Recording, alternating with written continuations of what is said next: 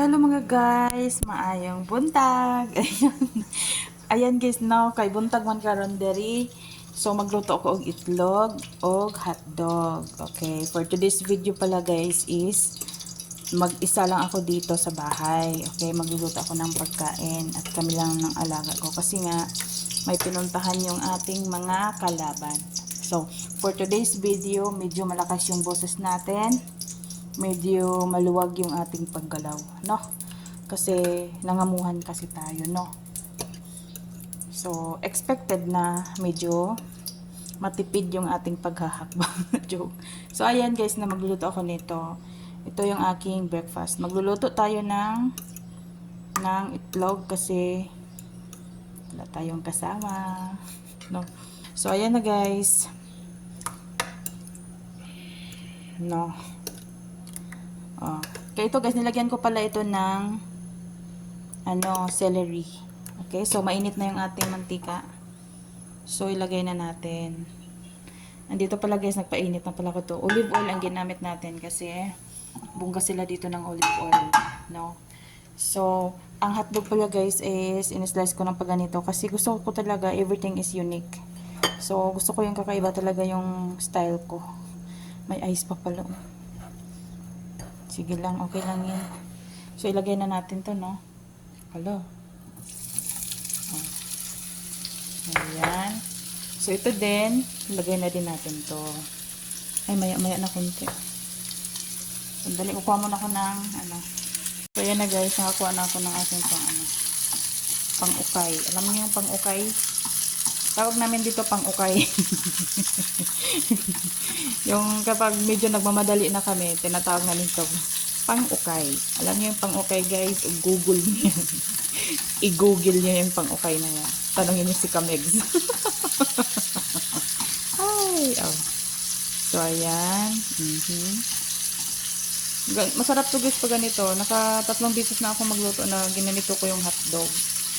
Nasasarapan ako, parang siya. Okay. Bawal sa akin tong hotdog guys, pero minsan kumakain din ako kasi nga masarap nga siya. No? Chip di ko kasi pag ako lang mag-isa dito, yun ay kinakain ko lahat ng aking gusto. Ayan, so dito, parang luto na ito tong ating ito. Luto. Mainit. Diyos ko, saan yung utak ko. Ayan, gaganon-ganon lang natin. Alam nyo guys, mahirap kasi talaga pag nag-video ka na wala kang CP holder or stick man lang or kasama man lang mag-video, no? Kaya struggle is real talaga, pero it's okay lang, kaya natin yan, no? Tayo pa ba, no?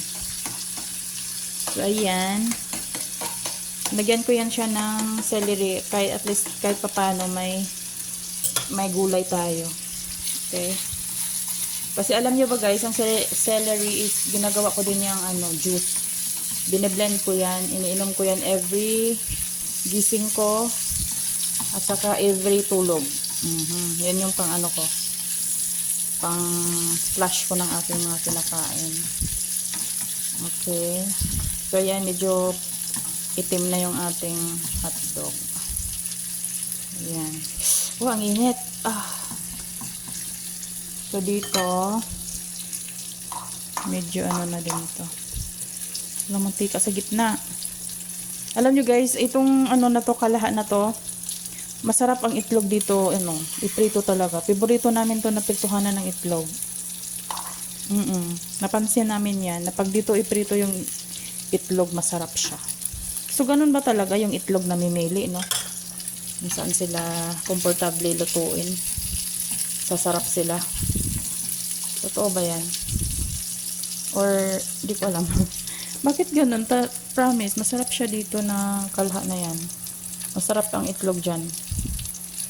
Kaya kahit hindi, pantay yung, niya, tinitiis namin kasi masarap nga.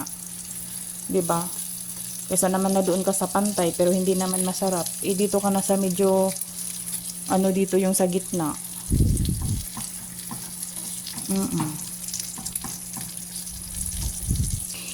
Hotdog at itlog yung ulam natin for today's video, no? So, ayan, kukuha ako ng aking pang-ukay na naman. Okay? Ang hirap, no?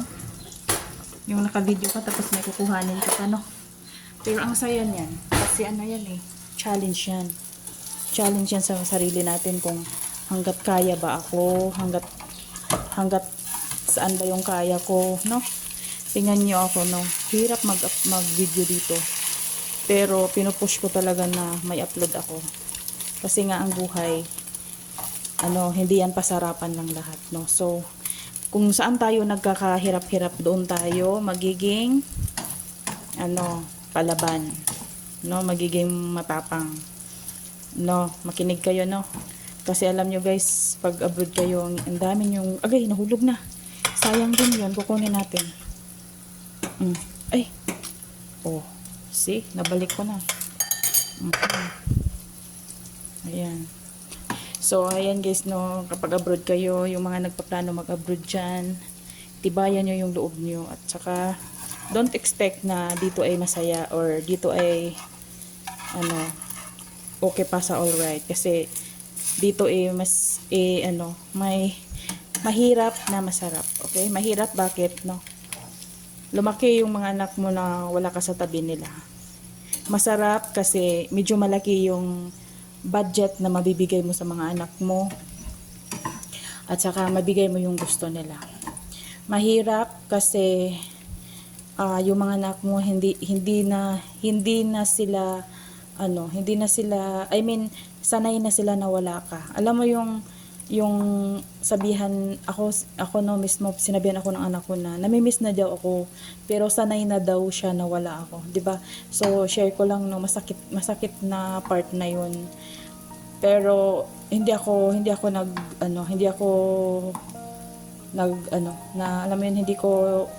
nawalan ng pag-asa na pag-uwi ko babalik din yung loob ng anak ko sa akin, no?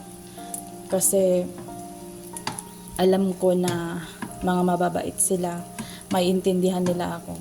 Ngayon nga yung anak kong lalaki, sinasabihan ko siya palagi kasi nga 11 years old na siya. Tapos nung pag-alis ko is nasa 2 years old pa lang siya. So sabi niya sa akin, ano ba daw yung itsura ko, maganda ba daw ako, maganda ba daw mama niya, ganun siya. Kasi nga 11 years old na siya. So hindi pa niya naalala kung ano yung mga pinagagawa ko sa kanya.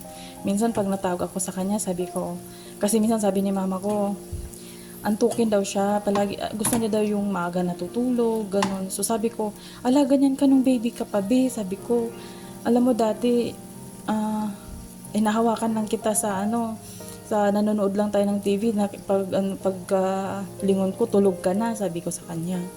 Ganun ba ma? Ganun din siya. Alam mo yung mga ganung bagay na mismo sa anak mo na hindi mo siya nasubaybayan. Naiiyak ako. Pero ayan lang. Alala ko tuloy. Baka sunog na yung ko dito. So ayan guys, no. Kung ang advice ko lang, no, kung may pagkakitaan kayo sa Pinas, wag na kayong mag-abroad. No? Wag na kayong mag-abroad kung may pagkakitaan kayo sa Pinas. At kung may trabaho kayo ngayon dyan na sapat na sa pang-araw-araw, makakapag-aral na yung mga bata, makakapag-ipon ng kahit kunti, alagaan mo yung trabaho mo na yan, at saka magnegosyo ka kahit kunti, kahit sari-sari store lang, or ano ba, hindi ko nilalang ang sari-sari store, no, pero dyan ka mag-umpisa sa sari-sari store, or kahit na baboy, kung dyan ka sa probinsya, ganun. Magsimula tayo ganun guys, kasi mahirap talaga ang abroad. Kaya ako, ngayon, no, nag-iipon talaga ako para pagdating ng panahon, makakapagnegosyo ako. So, yun lang siguro guys, no, kasi out of time na ako. So, thank you for watching guys.